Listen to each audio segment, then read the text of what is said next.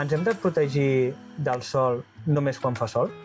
El tema de cosmètica, no? Que segons el que et posis a la pell podria portar-te beneficis o al contrari, alguna malaltia o... I és veritat això de que diuen que els tòxics de les cremes solars convencionals poden arribar al torrent sanguini? Un atac hormonal des de dins és més complicada de treure que no pas una solar. Per tant, si jo ja tinc una predisposició a fer taques hormonals o d'herència, és important. I això pot provocar un canvi en el nostre sistema hormonal?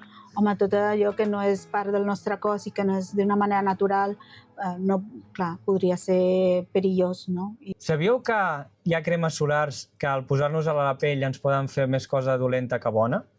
I si us digués que hi ha cremes solars que poden canviar el nostre sistema hormonal? O que fins i tot hi ha cremes solars que poden danyar greument el fons marí? Avui, a La Salut comença aquí, al podcast de Viure Ecològic, tenim a la Tere Hernández. Ella és tècnica comercial de Naturcosmètica i és especialista en temes de cremes solars ecològiques.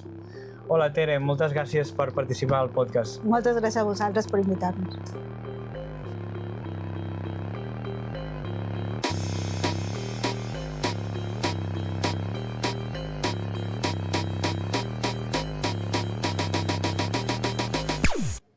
Val, Tere, comencem per explicar què és Naturcosmètica. Sí, mira, la Naturcosmètica és una distribuïdora de cosmètica ecològica certificada, pràcticament tota. Nosaltres distribuïm marques líders des de fa 20 anys com La Vera, Santé, Logona, Bearris i Acorel, entre altres. I també tenim la nostra pròpia marca, que és Naturavio. A nosaltres, de veritat, ens apassiona molt el tema de la cosmètica ecològica i per això estem superagraïts de participar en aquest podcast amb vosaltres. Moltes gràcies.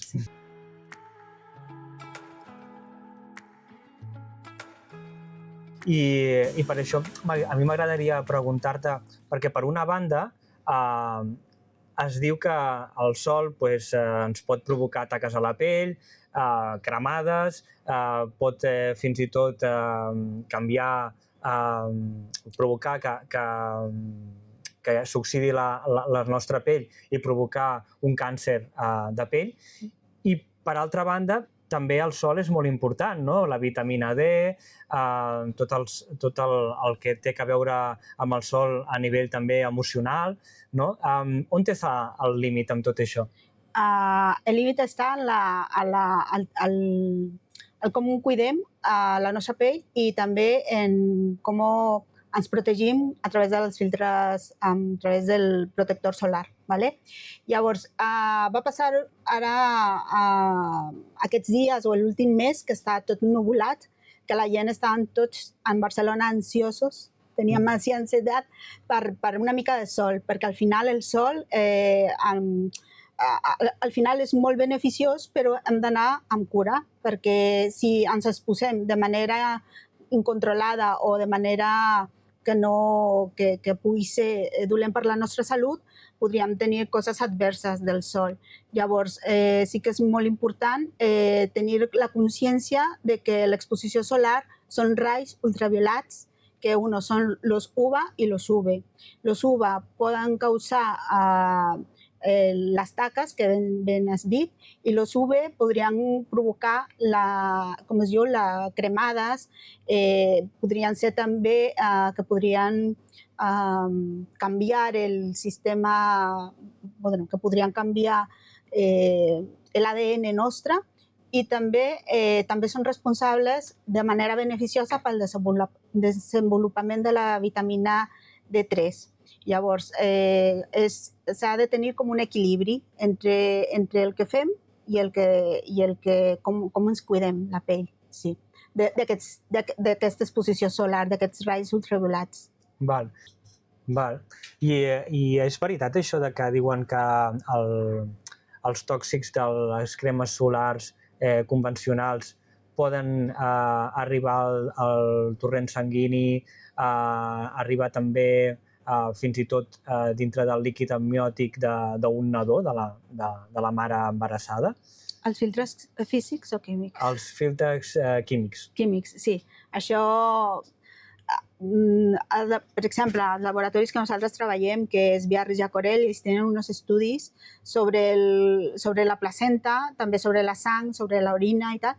Llavors, no troben cap partícula dels ingredients que porten les seves cremes solars, ni diòxid de titani ni diòxid de zinc. En canvi, sí que en els filtres químics, com l'oxibenzona, l'octicrolè i tal, sí que es troben, i més coses també, es troben aquests ingredients dins de, per exemple, que tu deies, el cordó de placenta o en orina i tal. Sí. El líquid amniòtic. Sí, podem trobar-los allà, sí. Perquè el cos no és... al final se filtren i, clar, entren al riego sanguíneo i al moment d'entrar es distribueixen per tot el cos. I llavors sí que s'ha trobat, sí. I això pot provocar un canvi en el nostre sistema hormonal?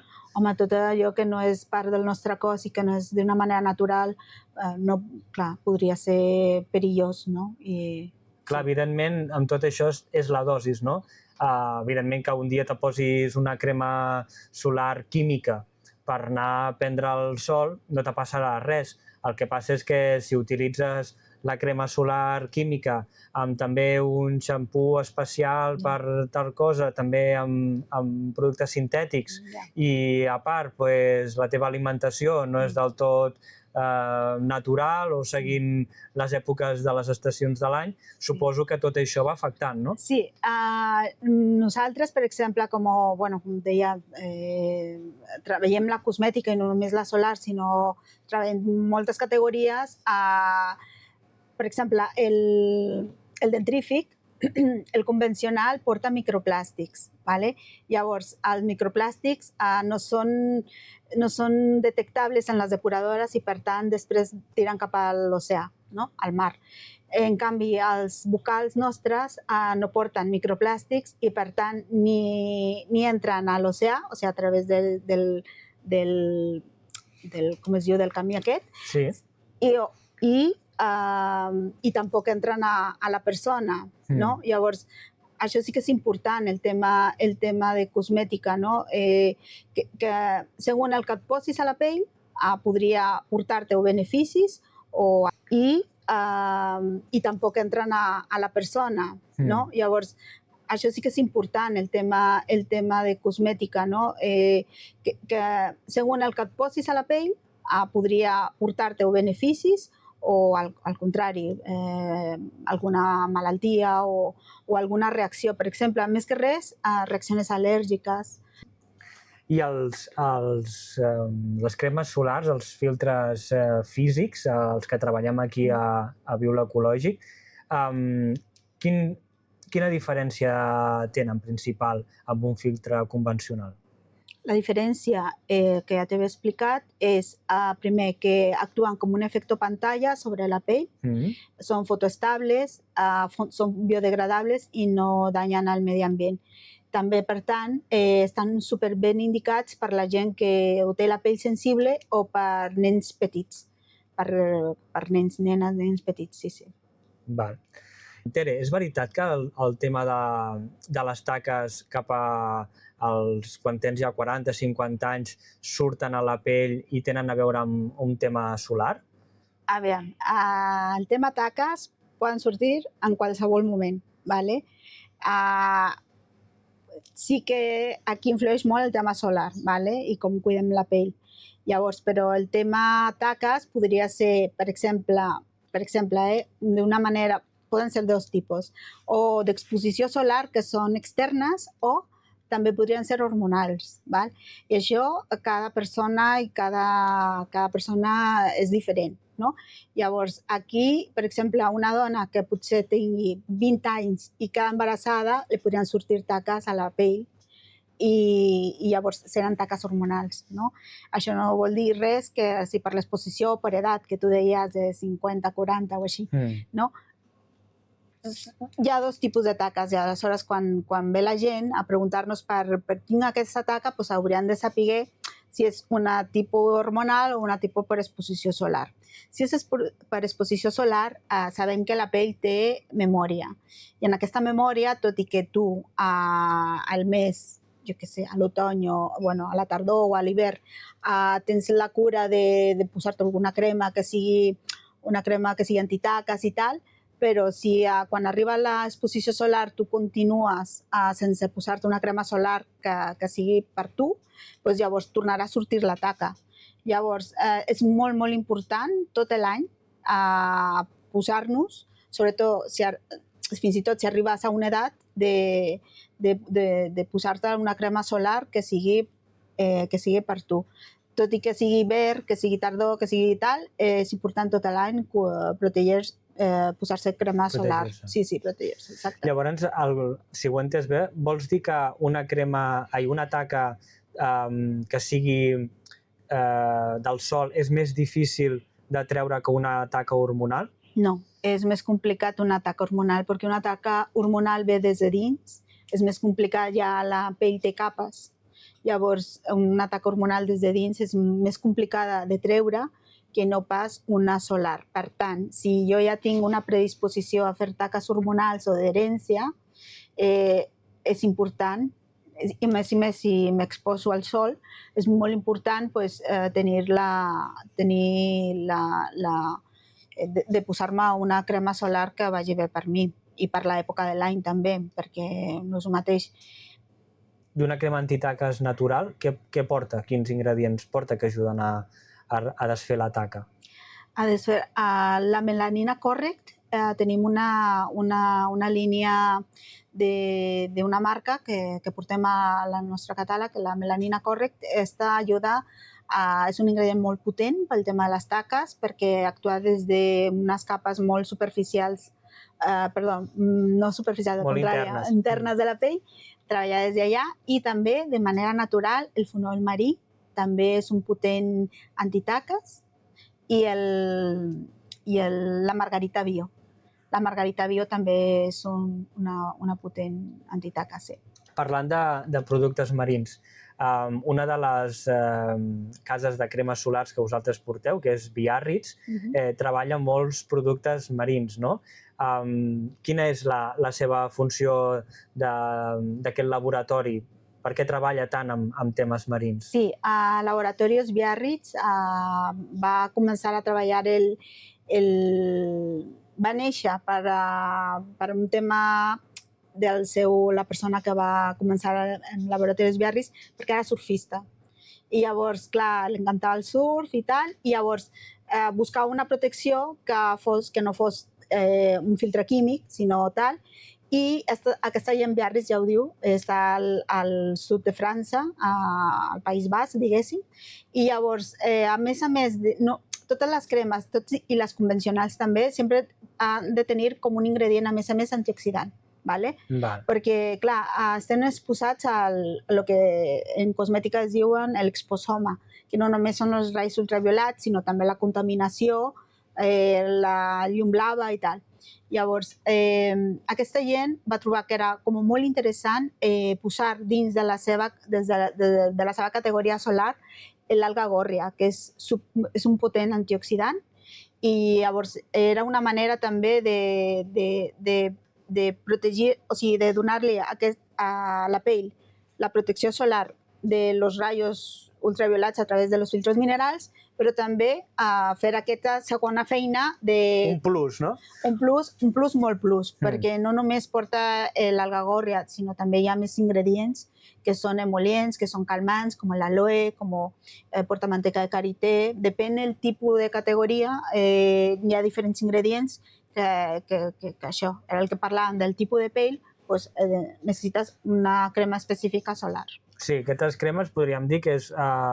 Bueno, no ho sé, t'ho pregunto. Si podria ser que fos també entès com un after sun, o no? No. No. Quina diferència hi ha? Què fa un after sun?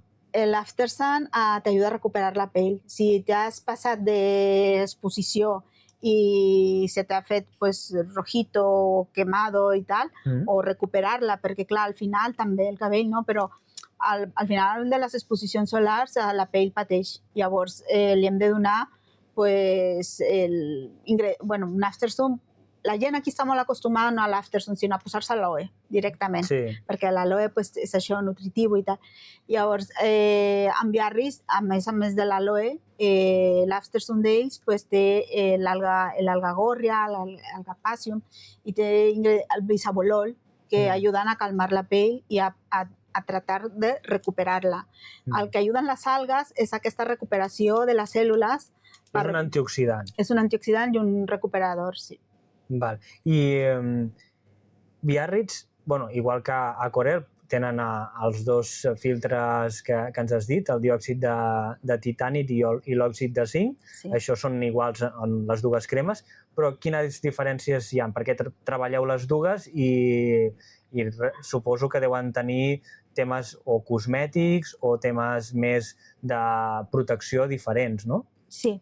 A Casa Biarritz, ja que estem parlant de Biarritz, Casa Biarritz és molt potent perquè, a veure, té dos filtres, el diòxid de titani i l'òxid de zinc.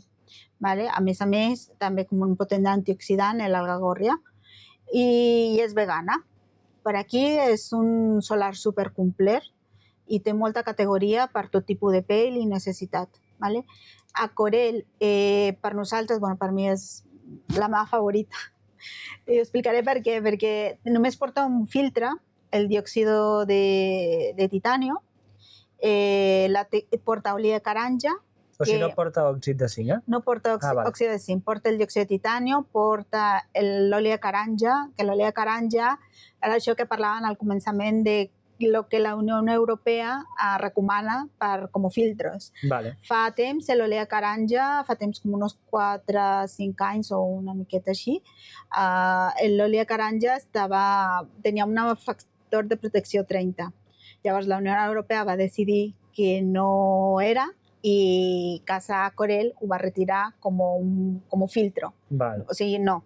Llavors, però, clar, aquí ells posen l'oli de caranja, el diòxid de zinc, que ja fan aquesta per protegir dels raigs, i porta l'apioactiv, que és un principi actiu que prové del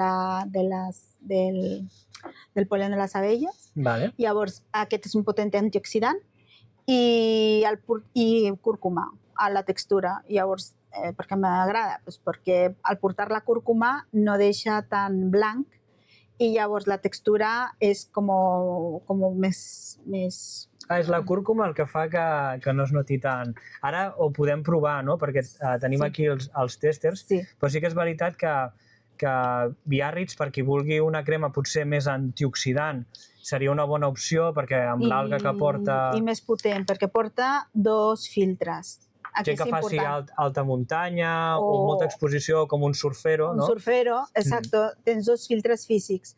I en Corel només tenim un. Llavors, nosaltres sempre definim com a Corel una mica més per a tope i a tot terreno i aquesta una mica més cosmètica. Però és fantàstica, la veritat, les dues. Jo me n'aplico una mica en cada mà i així veiem la diferència.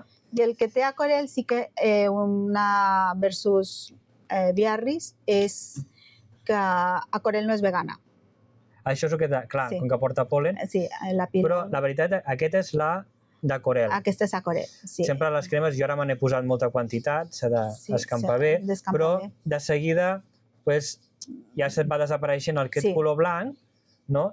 Es reparteix molt bé. I veies que era diferent, era de color groc. Sí. De fet, no era blanca com la de Biarritz. Exacte, sí. I a Corel és molt fina, s'escampa molt bé. Sí, la textura és... Fins i tot potser per nens també, no? En les cases, tant a Corel com a Biarritz, per nens sempre recomanen 50. I si és 50 plus, millor. Vale. I la de Biarritz te deix una miqueta més el que dèiem, no? El color d'aquest mineral, que és el diòxid de titani, I l'òxid de zinc, sí. Aquesta porta dues, sí. Però el diòxid de titani potser seria el que ens deixa el color blanc? No. En el cas dels filtres minerals i d'aquestes dues cases, el gran hàndicap, tot i que ells crec que van començar a l'any 2010 o una miqueta abans, més enrere, no? Llavors, aquesta gent, clar, i també Santé, jo em recordo que tu eres molt jove, però hi ha gent que se'n recorda del solar de Santé. I llavors, que era una pasta, era una cosa que és que eres o molt...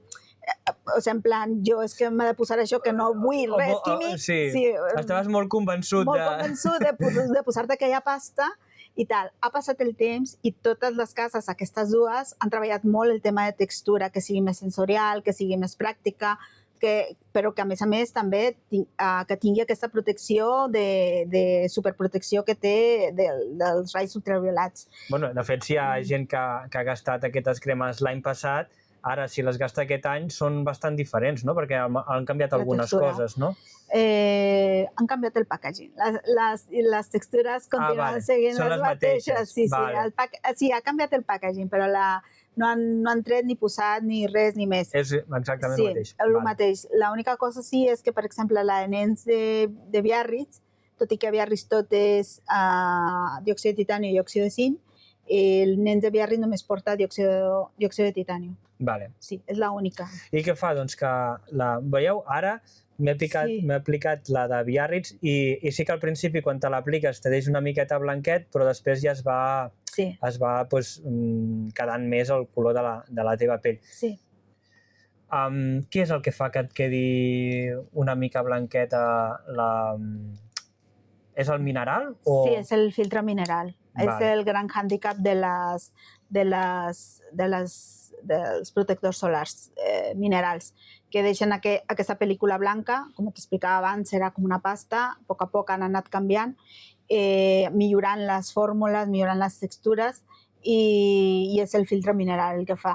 Per què? Perquè, clar, és el que explicàvem també al començament, fan aquesta com una doble piel, saps? I llavors fan aquest efecte pantalla. Per això s'ha de tenir aquesta textura blanca. I sabem que aquest és el no haver de fer aquest canvi sintètic o químic que fa una crema convencional.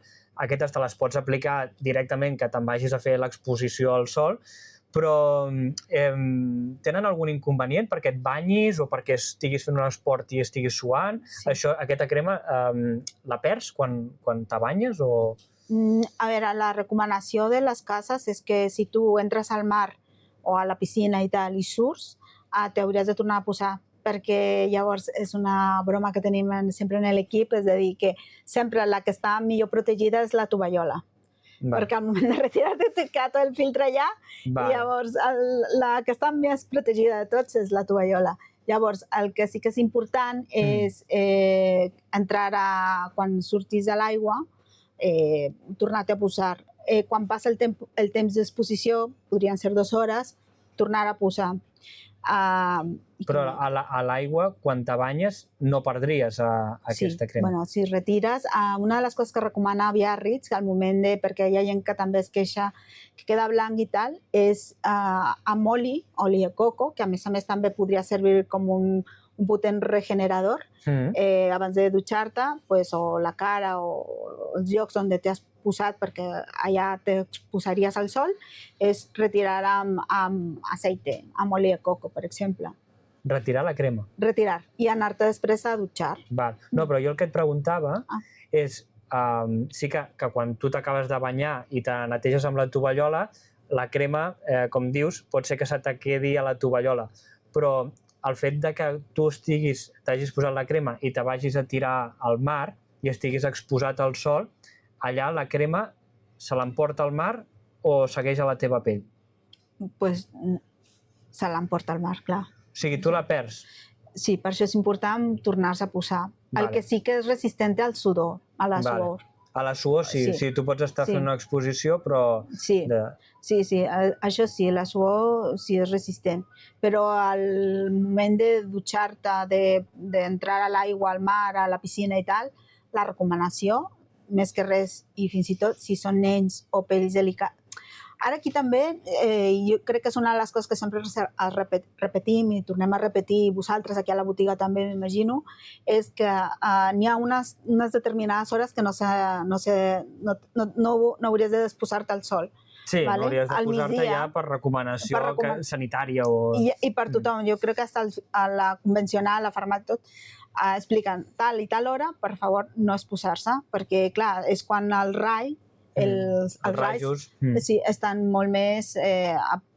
entren directament, llavors. I clar, nens petits i persones amb pell sensible no fer aquesta exposició.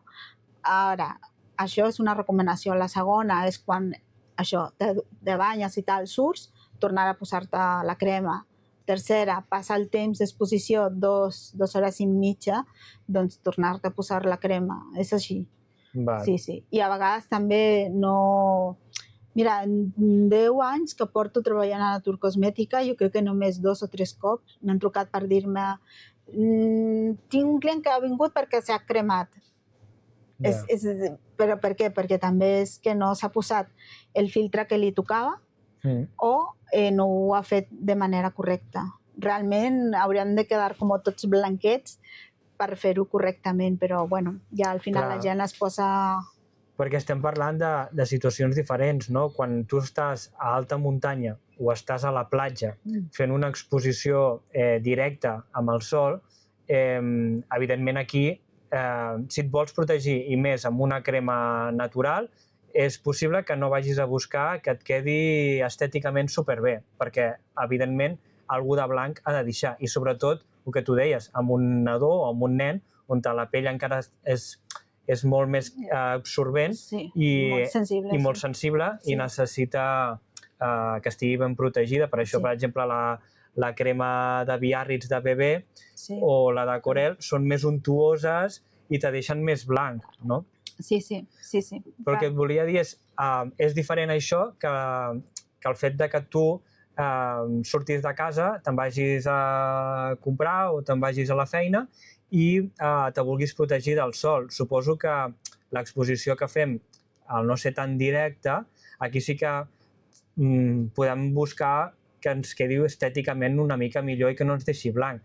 Què ens recomanaries que utilitzéssim aquí? Que no ens deixi blanc, diguéssim, per un dia a dia. Sí. Per exemple, les dones, que potser millor un home el tema de les taques no és el seu problema. Sí. I a més vosaltres, amb el tema de la barba, no? Sí. I això doncs ja tens ja amaguem una miqueta a la cara. Sí, bastant. I si portem gorra i ulleres de sol ja... Ja està, ja s'ha protegit totalment. Sí. Llavors, i en canvi les dones pues, sí que tenim aquest de dir, pues mira, per canvis hormonals, nosaltres estem més exposades al tema de canvi hormonal, els homes crec que no?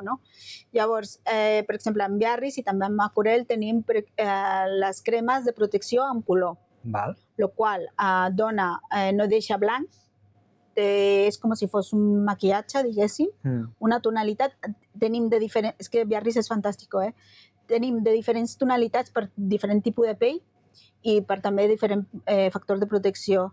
Llavors, hi ha gent que alguna recomanació que he sentit és a dir, mira, jo ho gasto com si fos també una base de maquillatge, perquè queda preciosa la pell, el de 50 és una meravella, també és un dels meus favorits, la línia de 50 amb color de Biarritz, perquè a més és com molt matificant i llavors no deixa la pell ni grassa ni res. S'ha de dir també que no són comedogènicos, perquè és una pregunta també molt habitual a les botigues, que si fa granets, que si tal, no fa granets, tot i que porta algun oli, alguna cosa, no és comedogènico. Això podeu estar super segurs que no us sortirà algun granet o alguna cosa. Clar, perquè aquestes cremes que són facials, que ja són la crema solar facial, ja és diferent de la del cos, perquè a la cara tenim una pell diferent. Sí. Les de Biarritz, la crema solar facial, sí que denotes més que et deix blanc I en canvi aquestes que porten aquest filtre, jo si me l'aplico, sembla que hagi de ser com un maquillatge, però realment de seguida t'imita el color de la pell, no? Sí. I a més, tota la línia facial de Biarritz també té un ingredient, un principi actiu, que és anti-llum blava. Llum blava. Sí. Vale. Sí, això és superinteressant. Pantalles mòbils, Pantalles mòbils i aquesta llum. Els focus d'aquí. Sí, exacte. I llavors, sí, tota la línia facial, la facial només, porta aquest ingredient que prové del plàncton del plàncton. I llavors aquest petit ingredient ajuda a contrarrestar la llum blava. Vale. I ja que estem, com ens hauríem d'aplicar una crema facial a la cara? Fem la prova. Jo me l'aplico. On s'ha de protegir? Vas dir, terminarem posant-nos crema. I al final sí. Com bueno, les zones que estan més exposades, tota aquesta zona... Tota la zona d'aquí, no? Exacte, sí. Jo, com que tinc barba, suposo que sota no caldria, si no en tens, sí. I la front. I el front d'aquí, no? Sí, exacte. I, per si de cas, també les orelles. Darrere les orelles... En el cas, tu, perquè tens la barba, l'ideal sempre, no només la crema solar, sinó qualsevol tipus de crema, una crema facial és des de la front fins al pit. Llavors, això és la cara. Llavors, és important. Sobretot per les dones, no? Has quedat molt guapo, eh? Sí? Que te diga l'Albert, com has quedat ara? No, a mi m'agrada molt la crema de Biarritz, aquesta amb color, perquè realment, vull dir, no te queda la cara com si t'haguessis posat maquillatge. És que se te queda la crema escampada amb els tons i colors de la teva cara. Sí, de la teva cara, sí. I la recomanació que fan als laboratoris aquests, tant Biarritz com a Corel, és que abans de posar-se una crema solar és important la hidratació. Depèn aquí hi ha el tipus de pell. Si tens una pell seca, una crema que porti uns ingredients que siguin més nutritius. Poses tu crema i després la crema solar. Si és una pell engrasita, mixta, una crema, un fluido que sigui, jo què sé, de menta, etc. i la crema solar. Sempre, abans de posar-se qualsevol crema solar, s'ha de posar alguna crema nutritiva i hidratant. I què seria millor per una pell seca?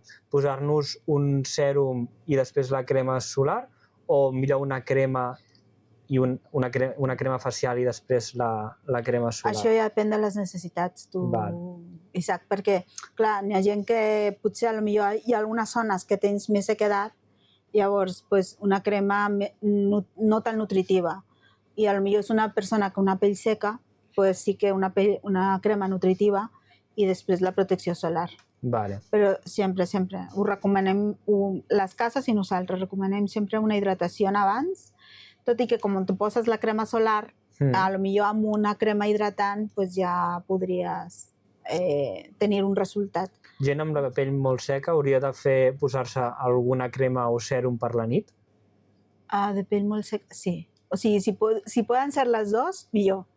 Millor, sí, perquè així potencies els ingredients o principis actius de la crema que tinguis pel tema de la sequedat i el sèrum, això, potència i tens... Sí, és millor fer-ho, però abans d'això sempre nosaltres recomanem una rutina de neteja.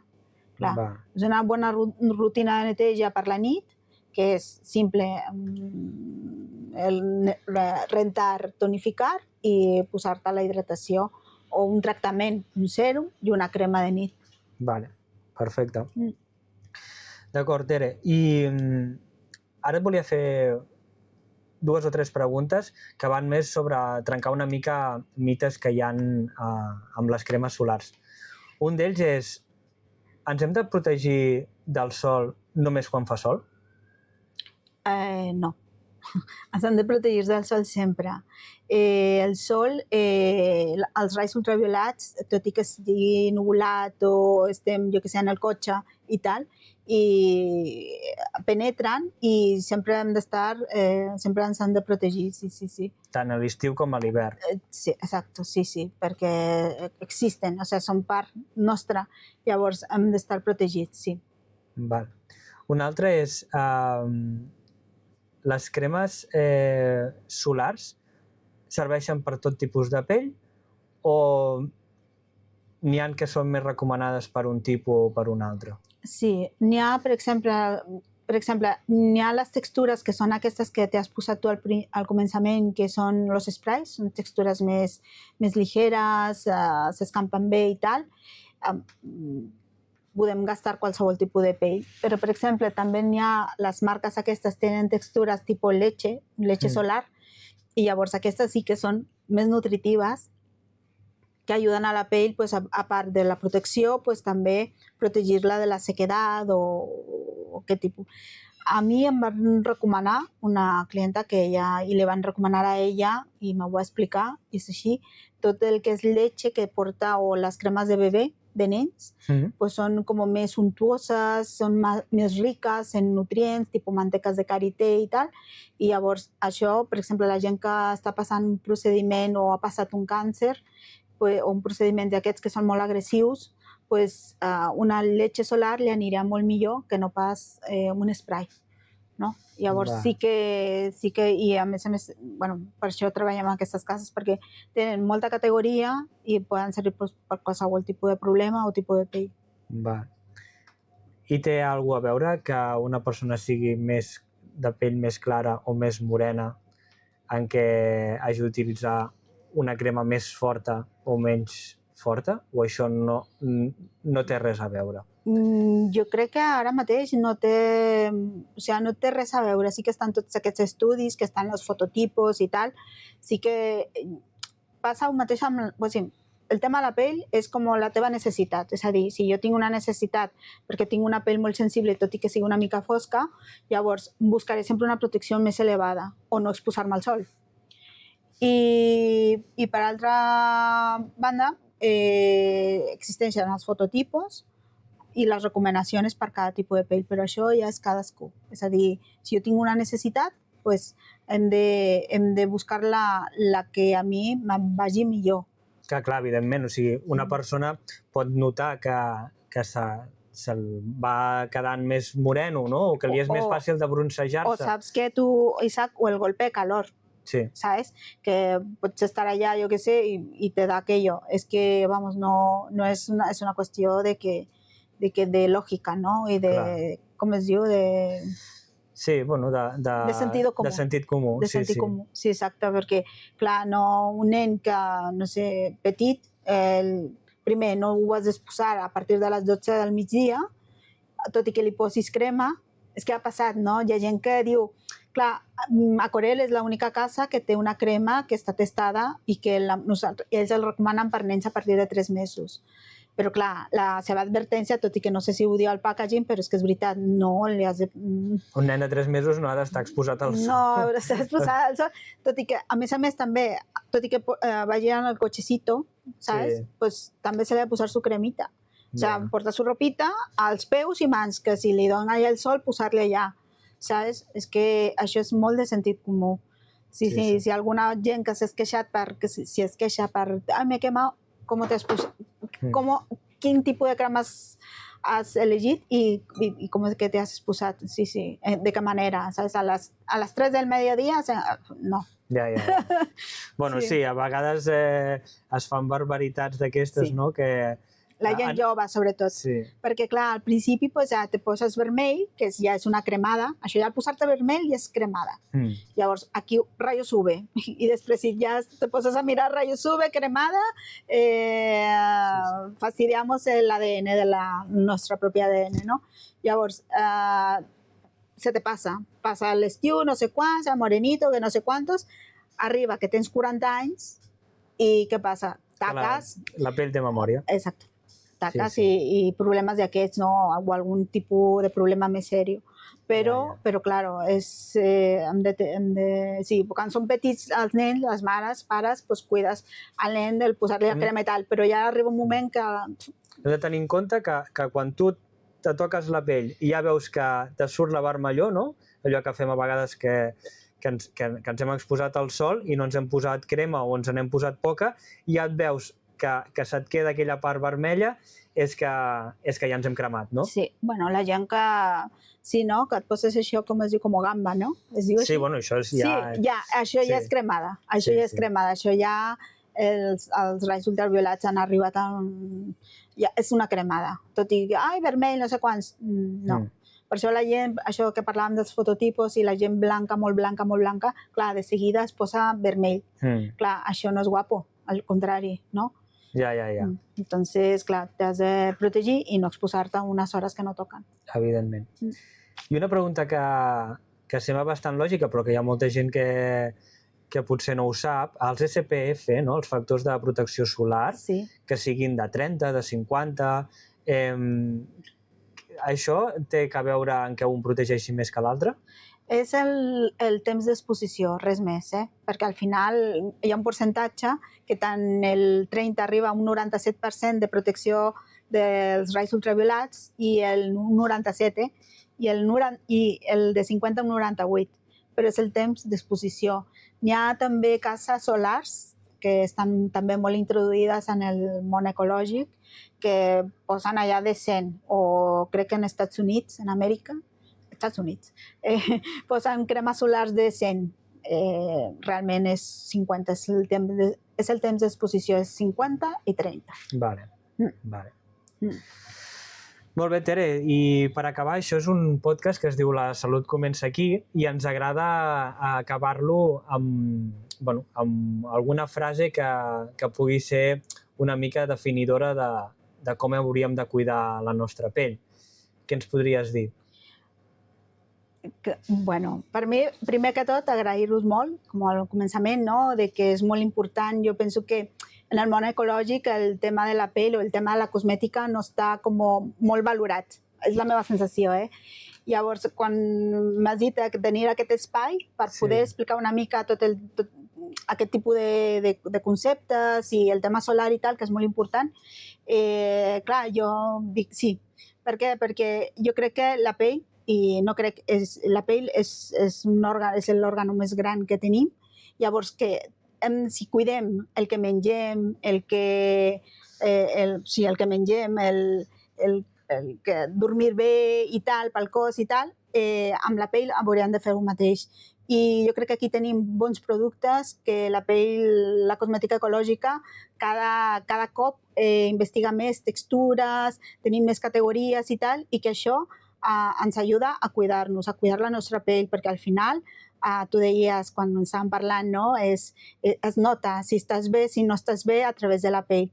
I llavors, abans de terminar, anar a la farmàcia a comprar una cosa, és millor que aquí tenim productes de xampú, gel, tal i qual, i cremes facials, doncs fas com una prevenció també. La cosmètica ecològica jo crec que és una prevenció del cuidar de la nostra pell. De fet, avui ens hem situat aquí, que és la zona de fitoteràpia, com ens agrada dir-li nosaltres, fitocosmètica, del Viure Ecològic, perquè és un espai que també la gent que veniu a la botiga ja el coneixeu, però per als que no hagueu pogut visitar-la i ens seguiu per les xarxes, és la zona on nosaltres treballem més el tema de la prevenció amb complementació nutricional i amb cosmètica especialitzada en temes de pell, i també amb la zona d'higiene de xampús, que també treballa xampús i gels, que treballa Naturcosmètica,